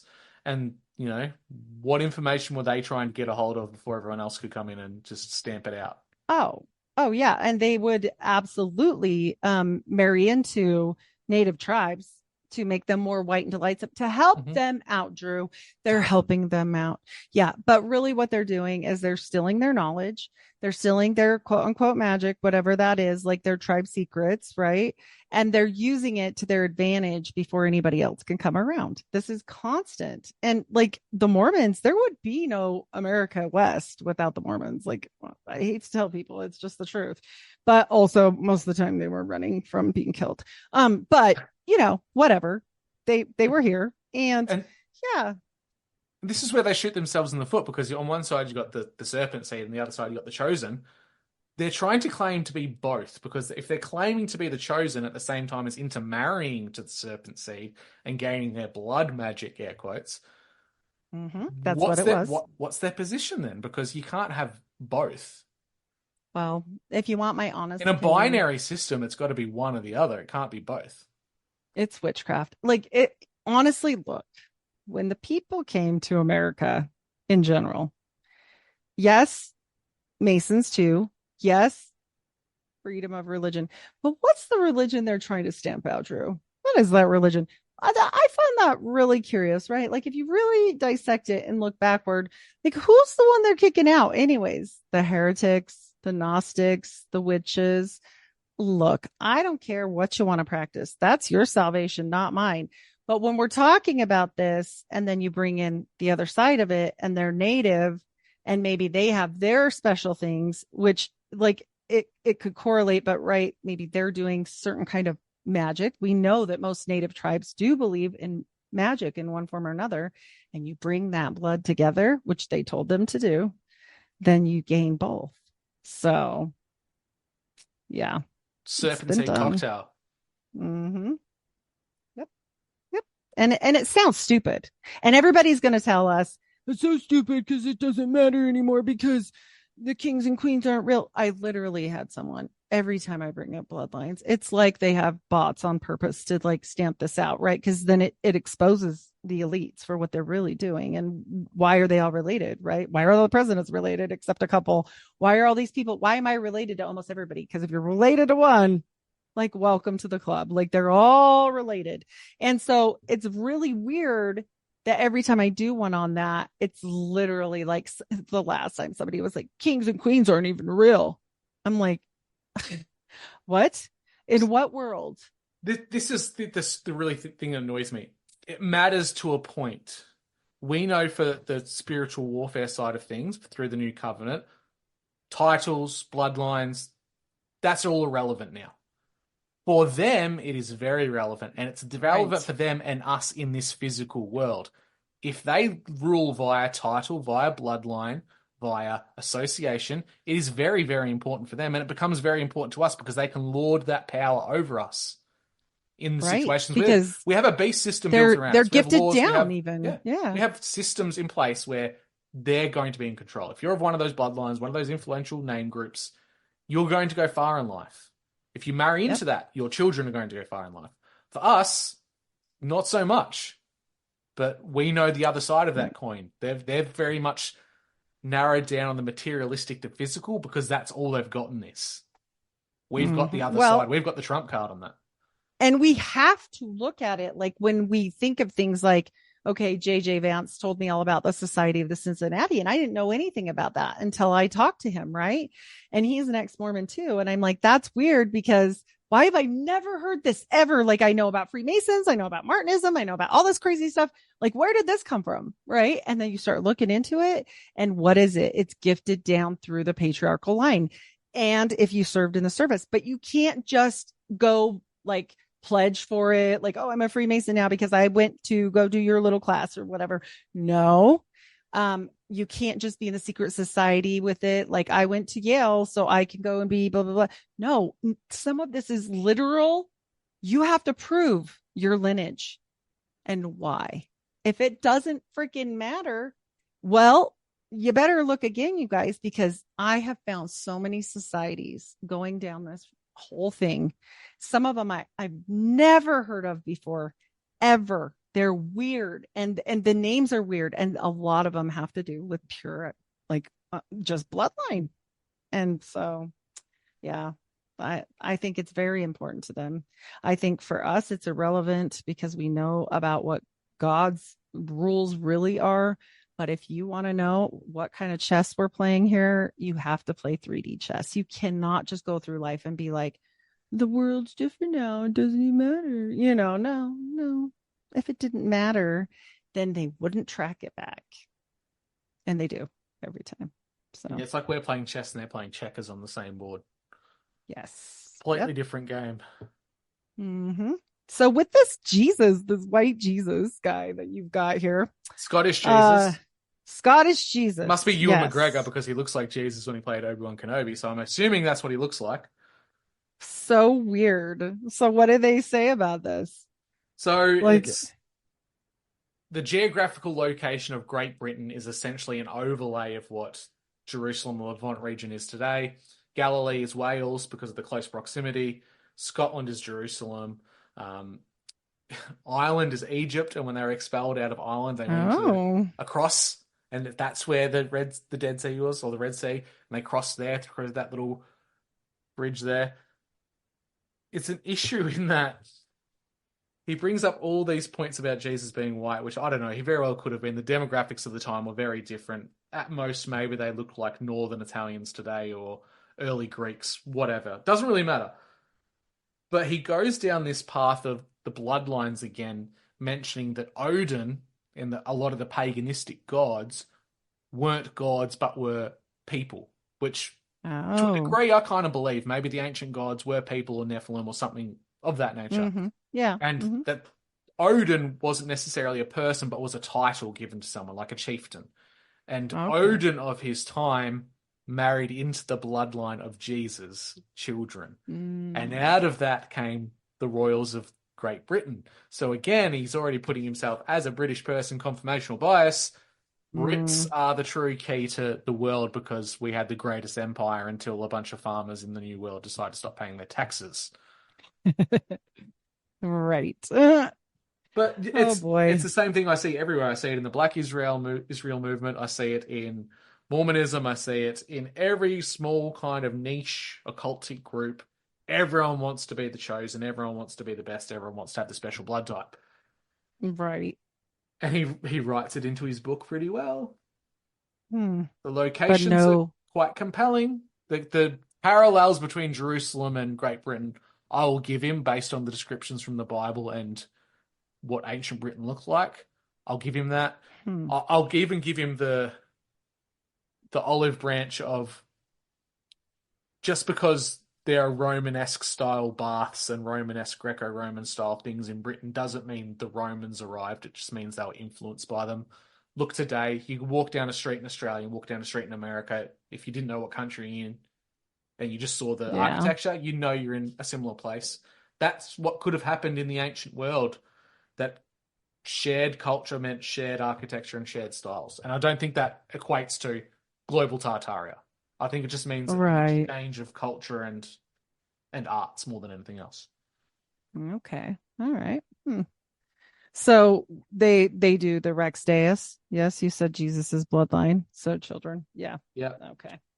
And you do know that Joseph Smith was Irish. And so I find this story interesting. I wonder where they got it from originally. Mm-hmm. And this is where they even connect into like the historical counts of truth. And here's the truth. Scota was an Egyptian princess who helped found Scotland in the ancient times. Scota, namesake for Scotland. The Irish, the Tuatha Dé Danann, were the like pre-deluge people, the Aryans, the Fae folk, the fairy folk that sat at round tables, fairy circles. Like all this mythology's been mixed up into this massive blender, and you throw a few interconnecting wisps of biblical scripture into it, it really muddies the message of Christ, and you can see why people find it appealing. It's entertaining. Don't get me wrong. If I was reading, my Jesus is Mexico. Yours is redheaded white, probably. Yeah. So I don't know. We got to fight, I guess. Just not in redheaded Jesus can't fight in Mexico because the sun would burn him. But this is true. This is true. Yeah. Exactly. And I'm not making fun of the gods of Mexico. I'm making fun of the fact that the Mormons strove so hard to be like, this is the thing. Well, it's quite funny. We've seen that kind of joked about in modern media. I don't know if you're familiar with a show called American Gods. It was a TV series from about 10 years ago now. And every single god from ancient up into modern is represented in the show and their characters. And humanity in this story brings gods into existence just by believing in something. So the oldest gods in this story are trees, tree worship. And then you get into the Odins. This is the golden bough. Yeah, you get into the Odins, you get the Zeuses and whatnot. But then there's this like an expo, a gathering of all these gods where they meet once a year and catch up with each other. There's about 50 different versions of Jesus because humanity has all these different beliefs about what Jesus looked like. So there's a Mexican Jesus, there's a white and light Jesus, there's a female Jesus, there's all these Jesuses. And it's just kind of throwing it in our face. Yeah, of course. Because if they confuse it, we'll never figure it out. And then it also plays into the Gnostic thing, because then Jesus is everything, right? And everything is everything, and it's in the grass and the dirt, and it's in you and it's in me. And I do believe that in a different way, not that way. I do believe that Jesus is in everything, but not like how they're talking about. I also don't want to be Yaldabaoth. Oops, like the particles in the pleroma of oopsie Yaldabaoth. Like there's some great stories. I don't know. People don't know. That's a Gnostic story. People check that out if you don't know. We're an oops. There's some connections in this that he makes between Egyptian history and the expulsion of the Hyksos. And I don't know if you're familiar with who they are. The Hyksos were, according to modern academia, were Levantine people from the Levant region, Palestine, Philistine area, that came across into Egypt and conquered northern Egypt, dismissed all the gods except for one, the Akhenaten, which is the sun god. And they ruled there. They adopted the culture of Egypt for quite a while until they were expelled and kicked out. He likens this as being the story of Moses rather, and Moses being kicked out of Egypt. And he kind of does the Gnostic story of spinning Old Testament on its head. The good guys, the bad guys, the old guys. Even Abraham, he brings back to an Egyptian word called Abram, came into Egypt. Not Abraham, Abram was a Hyksos god. So he goes down this dialectic of, do you know that the Jews were the bad guys, right? And he's talking about it in hushed tones to try and kind of make them the others. But at the same time, the rest of his book is trying to say that the Scots are the true Jews. Again, confirmation bias. Doesn't really matter. New Testament. Come on, people. Stick with the program. Oh, boy. Oh, boy. This is actually interesting because you and I both know some people that really, really dig the Akhenaten Jesus theory. So I'm assuming they may have read this book. I might have to get this book, I guess. The dry British book. It is very dry. And if you're not academically minded, he's going to use some big words in there that'll throw you out. I apologize to my listeners early when I start recording these. But if it's not worse than Steiner's 6,000 lectures that I did. Certainly not worse than that. But you will, if you are a lover of history and particularly of Greek mythology, you'll love the listen and the alternative take on that. Well, that's what I can put out. He does a lot of talk about Crete and the Cretans and how we have that term now via history because Crete was kind of rebelling against the rest of Greece, and that's how we refer to people today. Interesting for the linguistics. You just have to sift through the weeds and find the flower inside, which is the truth, which is half the fun. I'm fascinated by this whole thing now. I didn't know exactly where you were going with your book, and now I have to get that book because the Mormons are Irish and they have this weird Rex Deus story. And when people get in trouble here, like our attorney general that said he was not a cannibal, Drew, he got up and I'm not kidding. I'm not going to name his name. People can look it up. Nobody asked him. I don't know if God like played a trick on him and something came in his ear and he thought somebody asked him, but in the middle of a press conference on TV, he said, "I am not a cannibal." Nobody asked. Can you imagine being there? Odd thing to say. What did he do? Why did you say that? Could you imagine being his wife? What are you doing? Stop that, weirdo. Go bite her ear off. Do it. I'm not a cannibal. I'm not. And so everybody was confused and they were like, what? And so he ran away and bought a castle in Scotland. So as you do, going back to old Jerusalem, apparently. Apparently he's going to the homeland. So yeah. Weird, super weird. I had to tell you that. As you're reading all this, I'm like, yep. They know this story. Mexico or Scotland. That's where they're going. Wild. Absolutely wild. Well, we're not going to be like an Oprah's book club and then tell people to go out and buy books. For the listeners, if you do want to get hold of these, they are stupidly expensive. Stupidly expensive. I put that down to two reasons. The guy's dead and it's up to someone to publish these. Second part, it does contain a lot of no words, Aryans, pure bloods, all that jazz. Very ethnocentric, but it makes sense for the time it was written. This guy comes from a world that was prior to the Nazi Party, and academia did believe in those words, and they used those words. And I don't think those words are necessarily bad. It's just a certain mustache man from Austria who liked to paint paintings made it bad for everyone. So if you want to find these books, you may or may not be able to get it in your country. Oh, really? Yeah. Oh, that's weird. Could be illegal in some countries. That's weird. Yeah. Mine is $5 now because it's on the no-note list. Mine's on the no-note list. So, it's like $4.95 on Goodreads with bad ratings. So there's that. Well, I'm going to have to get that just because it's a cheap book. I'll add that to my library. It's cheap. Yeah. Yep. That's a bargain, people. It's actually got, like I said, it's got a lot of really cool pictures. It's got a lot of really cool definitions and important things that are true and very strange and weird, like definitions of occultic type stuff. I did find it funny. One last thing too.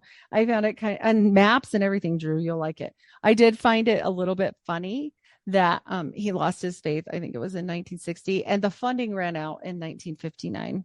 Probably a coincidence. I don't know. What was he shaking the coffers? The faith's feeling pretty thin right now. He's like, look, give me my money. Oh. They were done digging in Mexico because they didn't find anything cool. So I wonder if you can extrapolate that little situation to people in the conspiratorial podcasting lens when people are dogmatic about Tartaria and then 8 years after they've made all their money and the topic starts to die out, they suddenly go, "Oh, we got it wrong. It wasn't true." No. No, that's not what they do. They never say they got it wrong. And then they're like, look at this Hollywood guy. It's really Elvis. This guy is Elvis. And this is not, he's not dead. He's our president. Oh yeah. The Maybe new thing's not putting out books and waiting 60 years for it to germinate into popular culture. The new one is micro trending, jumping on TikTok and pointing to things behind you, going, "Oh, look at this! Did you know Donald Trump is actually General Patton?" Whoa! I thought he was Elvis. But a video, exactly. A video or two ago, he was Elvis. So they can't even keep track of the people they're trying to talk about. No. No, one better. We got to do it. They don't wait for a super long time on the books because they AI them and they're done in like 5 minutes. Yes, it's very convenient when you've got a pre-written book and you end up on a major series of podcasts all within 10 days and your book is the topic of conversation that somehow you've been writing for a very long time, but you appear on all the shows and then you've got all the big name people all at once, which seems... Drew, as long as you've known me, let's see. I've been doing this for almost 3 years. I have been doing research and study and some writing of a book. I'm not even 100 pages in. It's been 3 years. It takes so long. And I can't even imagine if it ever gets done and I get it edited. Like that's going to take a billion years. Like I might be dead when my book gets written too. Maybe it'll be stupid expensive. So, and you know what? I'm going to surprise the viewers. Guess what? I'm also writing a book, but it's not conspiratorial. It's just a work of fiction. It's a bit of fun. It's a story. And I've also written a kid's picture story book, but I'm not going to build a whole profile on that and go on to every circuit and go to conventions for adults who are trying to be at Comic-Con but don't want to go to Comic-Con because they think it's nerdy. I would rather go to I think Comic-Con might be fun. You can at least wear an outfit. At least have fun with it. You don't have to like you're pretending to be something that you're not, but it's a different type of thing. I think that's fun. I don't know. I mean, I'm not against any of it, but look, here's the thing. Like, if you want to do an AI book, that's fine. Like, and some people have done a lot of studying and just used AI to put it together. That's a different thing, right? And I'm not dissing anybody that wants to go do whatever they want to do, but don't act offended when academics, because there are some of us in the podcast world that have multiple degrees and we're academics. And when we go like that, and I'll never not say, like, I just had a guy on that I completely disagree with. Okay. He thinks we should all go do the Torah feasts and all the things. And I have to go in a shed. Thank God I don't bleed anymore. Literally. I'm not kidding. I'm not saying it in a bad way. I don't know. I don't know what that is, but like I would still have them on to hear them out because I like to hear people out. That's the whole point. If I agreed with everyone, how boring, really. But also there's some people like that. You've never heard of this guy because he's not an infomercial, he's just a guy like who has a fairly okay theory. Like I would still hear him out, but it's not hearing it out every day on end and end and end. So yeah, you get my point. Anyway. I do. Or you could be like me and be a contentious person and invite people on and then challenge them and they seem to squirm and not like being challenged and then put the word out and you got the kibosh on you and people don't want to come on the show anymore. But anyway, we're talking about that. Okay. Yeah. That's okay. Oh boy, but we're going to get in trouble for this. To your benefit though, like you mentioned, they'll do a lot of research and they'll compile it and they'll get AI to write it. Right. AI is still writing it. Like, are they doing deep research where they're rewording it themselves or are they just copying and pasting from links online and then getting the book written for them? Because I can read someone's book or a piece of writing and I can tell when AI is doing it because if you've heard the person speak versus the way the person writes. Yes, there is an academic form of writing that's different from the way you speak, but you can tell when someone's talking and that their own vocabulary limit to the words that they're actually using in conversation versus what they're putting into a whole book. True. Bit of a red flag. True. And honestly, like either way you do it, it's fine, but I don't think it should be compared to the works that are old, like these older books and I think that's the only reason why I even bring it up. But I have seen some reviews on Amazon lately. No one in our podcast community. Okay.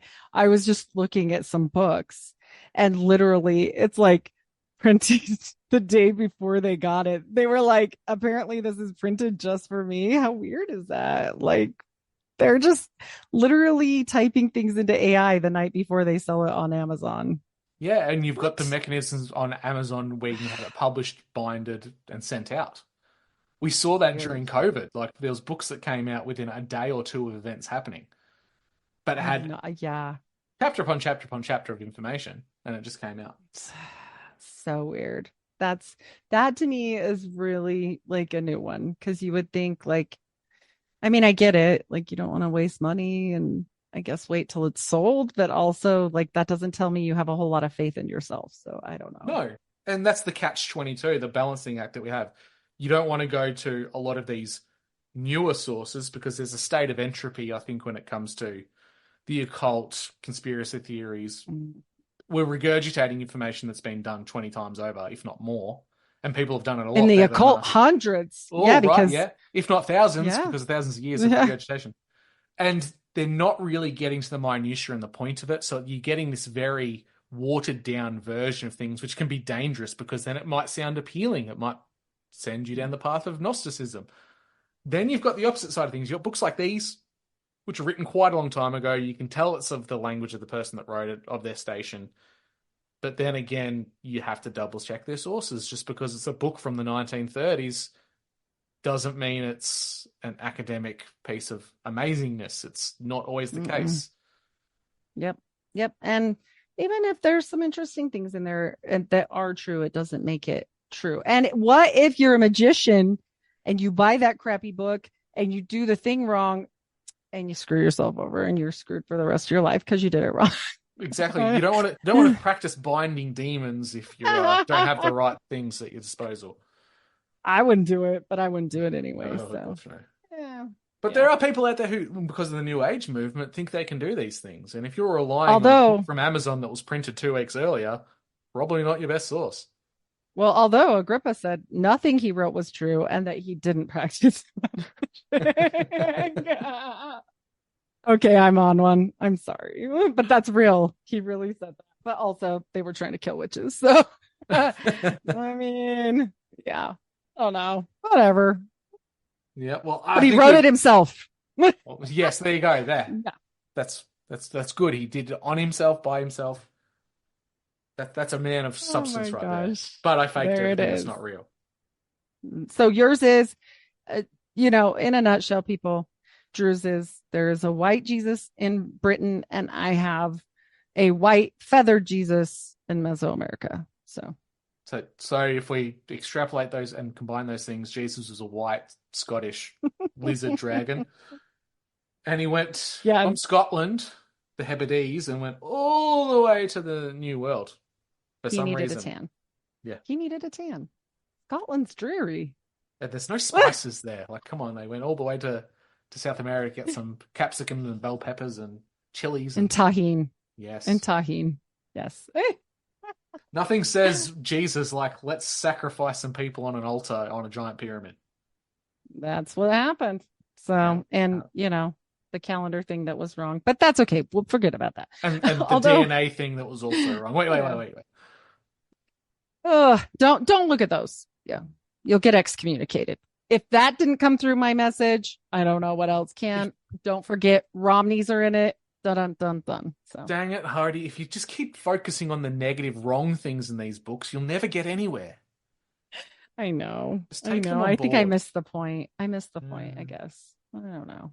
Well, we did say the name of this show was Unfiltered Point. I think we were pretty harsh on the authors at times, but ouch! Right? That's a good one.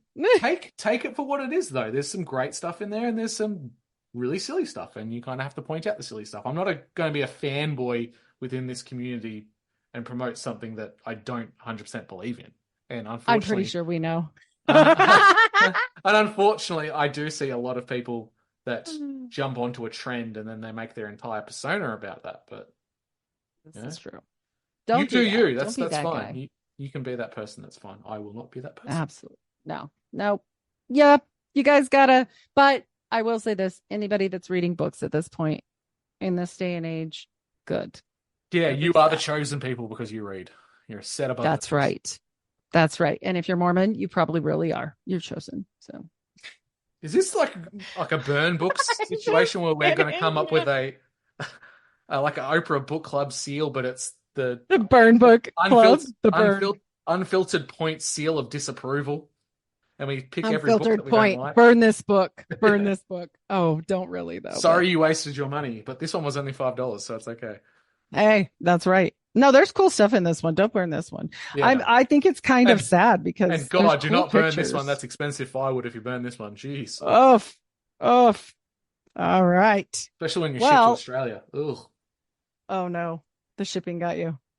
The cost was bad enough, but then when I realized the shipping cost went on top, I got my most out of reading it. Let's put it that way. You're like, that's all right. Now it goes to the shelf. Dun dun dun. Although, no, you're going to do a thing on it. Yeah. Yeah, and I am intrigued to actually get his other books to see where he's actually drawing the historical parallels from, because the history is good. I think it gives a good insight into human movements across Europe from the steppe and all the different groups, which I think could give us a greater insight into pre-Diluvian times, but I think he's missing the mark in some other areas, which is okay. And they probably killed him. No, just kidding. Oh, I don't know. Did he die? He did die. Okay, I was just going to ask, like, did he die a bad death? Because my dude made it to old, so. Something about having a red handkerchief around his neck at a doorknob? Or no, just joking. Oh, no. Look at this guy. Oh, wait. Look how creepy this guy is. Doesn't he just scream, I'm a part of MI6? You know, he looks just like, oh my gosh. Yeah. And being British, he's most likely linked to aristocracy. He didn't smile. No. Yeah. So. Maybe his teeth are bad, but we can't tell. He's screaming MI5, MI6 for sure. Definitely weird. Well, maybe it was planned. Who knows? Like, we definitely don't. And my guy did go, like, I asked, like, what happened after? Like, where'd he go? And it was like, oh, he just obscurity. Like, leave him alone. Okay. He disappeared himself. That just fills you full of confidence, doesn't it? I mean, he lived till he was in his 80s, but yeah, he was like, he lived a private life. I'm like, so the church paid him off. You know, there's another book I found that I'm not going to talk about right now, but. So wait, that's all I got to do to retire is write a book about Mormonism that they disavow and then get paid off? You probably. Hold on, I'm going to chat for GPT right now. Yeah, it's true. This guy wrote this book and it's all about Dartmouth. And I read this whole thing about the book. I find a podcast about the book. Can't find the book anywhere. Like, not for $1 billion. I mean, it's gone. So I'm like, that's weird. I don't know. So if you wrote that book, come talk to me, because that's weird. If you happen to see this, you guys. Well, weird. How about we give some advice to the listeners? If they're looking for particular niche books, where would you advise they try to find them? Mine, I'm always at the bookstore. It's in the mall. It's so easy for me, but it's like a secondhand bookstore. It's Eborn Books. Mm-hmm. The guy knows me by name. He's like, hey, what's up, lady that buys all the books? Yeah, I'd agree. You have to go to those like little niche coffee shops / they have books up on the walls and you can buy them if you want to. Those are good places. Amazon is hit and miss because it's so commercialized that certain topics they will just flag and not allow on there, or they won't be on for very long. eBay, or it'll be printed the night before on see-through paper. Yep. Yeah. Or, eBay is good because it's a physical place where people just pop their. I have seen some on what's that? Booktopia Etsy. Etsy. Oh, really? I have found books on Etsy that are old books. So sometimes you'll find some cool ones there. Yeah. Nice. Well, Heidi, we've done a good job. People. That's yes, good. Please read. And even if it's rubbish. And if you have to start off with Sesame Street in the morning going through the ABC song, that's fine, because you will get there eventually. But read your Bible first. Yes. Yeah. And don't use AI to write your books and then go on the circuit and do other things. God, I'm almost a caddy. This has been fun, Heidi. Like I said to my listeners, we're the pointy unfiltered tonight. Next time we'll be Unfiltered Point. I have been Drew, Mr. of your Missed the Point podcast. Like I said, I will be recording each of these chapters and putting my thoughts to the ends of these and putting it out. Purely based on the price of this book, I don't expect people to go out there and buy it, nor would I advise you to. If you want to, by all means, it is quite expensive. The information is great historically and geographically, linguistically, ticks all the boxes for me as a academic and someone who loves that stuff as a hobby. But connecting it to scripture was my bit of an issue. Heidi, how about you? Where can listeners find you? Awesome. I am Heidi Luv of the Unfiltered Rise, everywhere podcasts are served. If you want more of me, because, you just love how I laugh or some silly thing, who knows what. I am at Unfiltered Rise on Patreon as well. I do 2 extra shows a month. I hate cutting episodes or doing any weird stuff like that because it's just not me. So find me there. I'm $5. It's like, I'm not going to raise it unless they raise the prices, just because I feel that's fair. And I want to be fair to my listeners. So thank you for following. Thank you, Drew. As always, it is a pleasure, even though you were pointy unfiltered tonight. Yeah, I can't help it. Next time it's you. I'll have to hand you the torch. Yes, you never know with me. On that note, guys, we'll catch you all next time.